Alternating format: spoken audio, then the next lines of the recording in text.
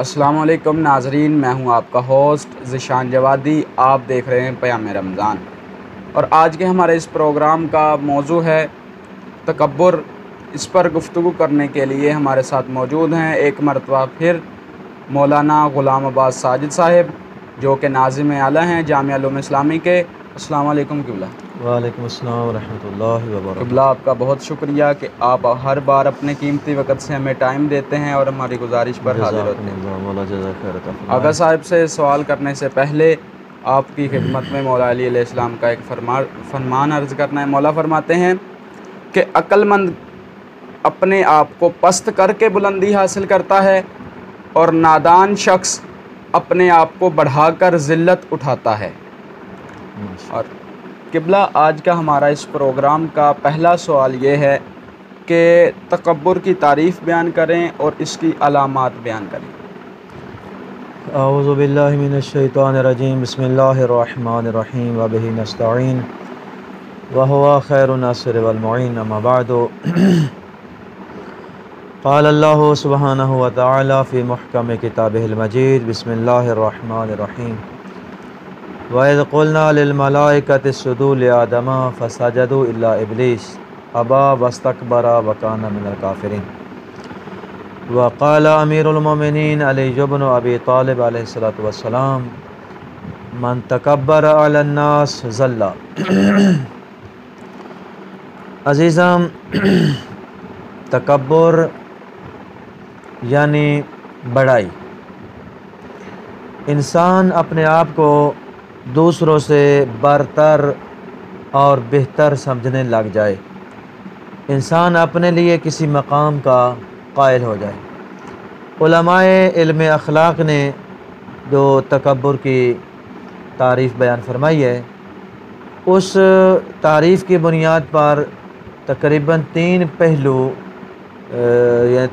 پہلوؤں سے یہ تکبر اور تکبر کی تعریف جو ہے وہ تشکیل پاتی ہے۔ فرمایا سب سے پہلے کہ انسان اپنے لیے کسی مقام کا قائل ہو جائے، ایک خاص مقام کا، اور اس کے ساتھ ساتھ دوسرے کے لیے بھی کسی مقام کا قائل ہے، مگر اپنے آپ کو دوسروں سے برتر سمجھ کر اطمینان اور خوشی کا اظہار کرتا ہے، ماشاءاللہ، اپنے آپ کو بلند سمجھ کے مطمئن ہونے کی کوشش کرتا ہے۔ اب اس بنیاد پر یہ تکبر جو ہے وہ عجب اور خود پسندی سے تھوڑا مختلف ہو جاتا ہے۔ عجب اور خود پسندی یہ ہے کہ انسان اپنے لیے کسی مقام کا، خاص مقام کا، کسی خاص مرتبے کا قائل ہو جائے۔ اب اس سے اس کی غرض نہیں ہے کہ اس کے علاوہ کوئی اور شخص موجود ہے یا نہیں ہے، وہ کسی مقام پہ فائز ہے یا نہیں ہے، اس سے اس کی کوئی غرض نہیں ہے۔ وہ یہ چاہتا ہے کہ یا سمجھتا ہے کہ میں بس جس مقام پہ فائز ہوں، بس میرے علاوہ کوئی اس کے اوپر فائز نہیں ہے۔ جبکہ تکبر میں یہ ہوتا ہے کہ انسان اپنے لیے بھی ایک خاص مقام کا قائل ہوتا ہے، دوسروں کے لیے بھی، اور اپنے آپ کو دوسروں سے برتر اور بلند سمجھتا ہے۔ مثلا اس کی علامات، بہت زیادہ علامات جو ہیں وہ اس کی بیان کی گئی ہیں۔ مثلا سب سے پہلے کہ انسان جو ہے اپنے لیے خاص الفاظ، یہ ظاہری طور پر جو انسان اپنے لیے الفاظ کا چناؤ کرتا ہے، مثلا اس کے لیے میں یا مجھے کے الفاظ استعمال نہیں کرتا، ہمارے لیے، ہمیں یہ ہو جانا چاہیے اور ہمیں یہ کر دینا چاہیے، ہم یہ تھے اور ہم وہ ہیں، اور یہ مطلب اس طرح کے الفاظ استعمال اپنے لیے کرتا ہے بندہ۔ یا یہ ہے کہ وہ اس کی خواہش یہ ہوتی ہے کہ لوگ مجھے پہلے آ کر سلام کریں، میرے لیے آداب بجا لائیں، حتیٰ کہ میں کسی محفل میں اگر جاؤں تو لوگ میرے احترام کے لیے کھڑے ہو جائیں، محفل کے ایک خاص زینے پر، خاص مقام پر مجھے جگہ دی جائے۔ حتیٰ کہ فرمایا کہ وہ یہ چاہتا ہے کہ لوگ مجھے سلام کریں مگر میں کسی کو سلام نہ کروں، حتیٰ کہ وہ لوگوں کی تنقید بھی اپنے لیے برداشت نہیں کرتا۔ یہاں تک کہ اگر کوئی بندہ اس کو اچھا مشورہ دیتا ہے تو وہ مشورہ بھی اس کے لیے ناگوار گزرتا ہے۔ اس میں یہ جرأت کیسے پیدا ہو گئی کہ یہ میرے اوپر تنقید کر رہا ہے، یا پھر میرے امور میں مجھے مشورہ دینے کی کوشش کر رہا ہے۔ تو یہ وہ علامات ہیں کہ جن کے ذریعے آپ، حتیٰ کہ بعض اوقات انسان جو ہے اپنے جو اعضاء و جوارح ہیں ان کی بناوٹ اور چہرے کے اتار چڑھاؤ کے ذریعے بھی، مثلا عام آدمی سے جب گفتگو کرے گا تو چہرہ رخ موڑ کر گفتگو کرے گا، اگر کوئی ادھر آ کر سلام کہتا ہے تو وعلیکم السلام، جی سلام کا جواب تو دے گا مگر چہرہ رخ موڑ کر۔ تو یا یہ ہے کہ وہ شخص اپنے لباس قیمتی اور ایک گراں قیمت لباس پہن کر تکبر کا اظہار کرے گا، یعنی کم قیمت اور سادہ لباس پہننے میں وہ اور مثلاً ایک عیب شمار کرے گا، محسوس کرے گا۔ تو یہ وہ علامات ہیں کہ جو اس کے اندرونی جو غریزے ہیں ان کو ظاہر کر کے یا ظاہری الفاظ کا چناؤ کر کے یا ایک خاص مقام میں اپنے آپ کو لا کر کھڑے کر کے یا بٹھا کر وہ اظہار تکبر کرتا ہے۔ اور یوں ان علامات کے ذریعے انسان جو ہے کس شخص کے متکبر ہونے کو پہچان سکتے ہیں، اور جن کے متعلق مولا امیر المومنین علی ابن ابی طالب علیہ السلام نے بھی ارشاد فرمایا کہ من تکبر علی الناس ذل، کہ جو بندہ لوگوں کے سامنے آ کر تکبر کرتا ہے تو وہ بندہ ذلیل و رسوا ہو جاتا ہے۔ اور قرآن کی تو واضح مثال اور کئی مقامات پہ خدا بند عالم نے اس واقعے کا ذکر بھی فرمایا کہ جب اللہ نے فرمایا کہ ہم نے کہا ملائکہ کو کہ آدم علیہ السلام کے سامنے سر تسلیم خم کرو اور ان کی تعظیم کے قائل ہو جاؤ، اور یہ ہمارا حکم ہے کہ ان کے سامنے جھکو، تو سارے جھک گئے، سر تسلیم خم ہو گئے، لیکن اس شیطان مردود ابلیس نے تکبر کیا، انکار کیا سجدہ کرنے سے اور تکبر کیا، وکان من الکافرین، اور وہ کافرین میں سے ہو گیا۔ پھر مولا امیر المومنین نے ایک اور مقام پہ ارشاد فرماتے ہیں کہ لیس للمتکبر صدیق،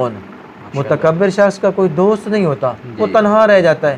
یعنی لوگ اس سے دور ہٹنا شروع ہو جاتے ہیں۔ اس لیے فرمایا کہ متواضع شخص اور عاجزی و انکساری کرنے والا شخص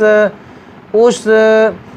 درخت کی مانند ہے کہ جس کے اوپر بہت زیادہ پھل لگے ہوتے ہیں، جیسے کہ ایک پھلدار درخت کے اوپر جب پھل زیادہ لگتے ہیں تو اس کی ٹہنیاں جو ہیں وہ جھکنا شروع ہو جاتی ہیں، ماشاءاللہ، جو نتیجتاً جس انسان کے اندر عاجزی اور انکساری پیدا ہو جاتی ہے تو اس کے دوست احباب، اس کے رفقا اور اس کے حلقہ احباب میں اضافہ ہونا شروع ہو جاتا ہے، اور نتیجتاً من خاضع للہ رفعہ اللہ، جو اللہ کے لیے عاجزی اختیار کرتا ہے خدا بند اللہ پھر اس کو بلند کر دیتا ہے۔ اور عاجزی پہ بات آ گئی تو عرض کر دوں کہ وہ جب حضرت نوح علیہ السلام علی نبینا و علیہ السلام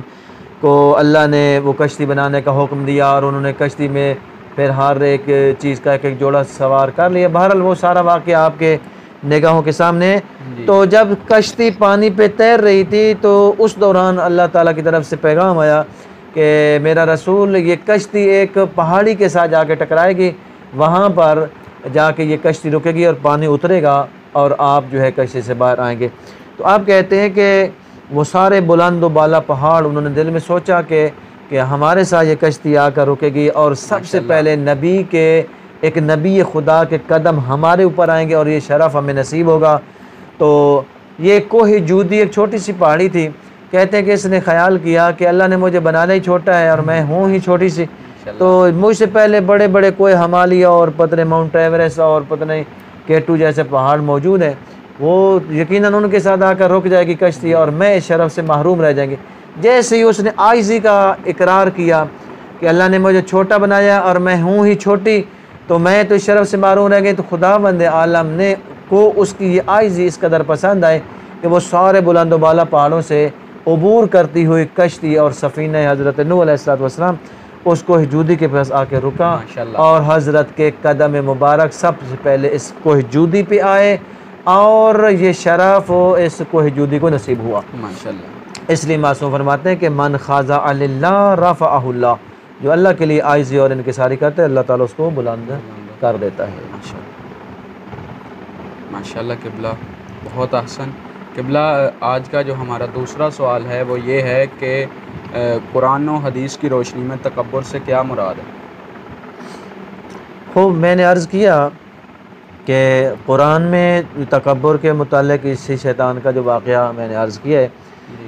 یہ قرآن کی روشنی میں تکبر کی بہت بڑی ایک مثال بھی ہے اور تاریخ بھی اس میں موجود ہے۔ اور مولا امیر المومنین کے فرمان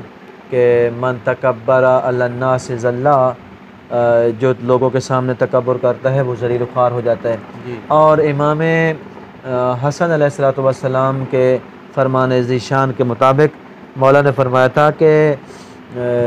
ہلاک الناس فی ثلاثہ، ماشاء اللہ۔ لوگوں کی ہلاکت جو ہے وہ 3 چیزوں میں، فرمایا تکبر، حرص اور حسد۔ جی تو فرمایا کہ اس حرص کی وجہ سے حضرت آدم علیہ السلام کو جنت سے نکالا گیا تھا، تو جب اللہ نے شجرہ ممنوعہ سے روکا تھا اور انہوں نے حرص کر لیا اور لالچ اور طمع کر کے اس سے کھا لیا، جس کا نتیجہ یہ ہوا کہ خدا بند عالم نے وہ جنتی لباس بھی ان کا اتار لیا اور فرمایا کہ اب اہبطوا الی الارض، زمین پہ چل جاؤ، اور جیسا کہتے ہیں کہ خود کماؤ اور خود کھاؤ والی بات ہے۔ تو خوب فرمایا کہ اس حرص کی وجہ سے آدم علیہ السلام کو جنت سے نکالا گیا تھا۔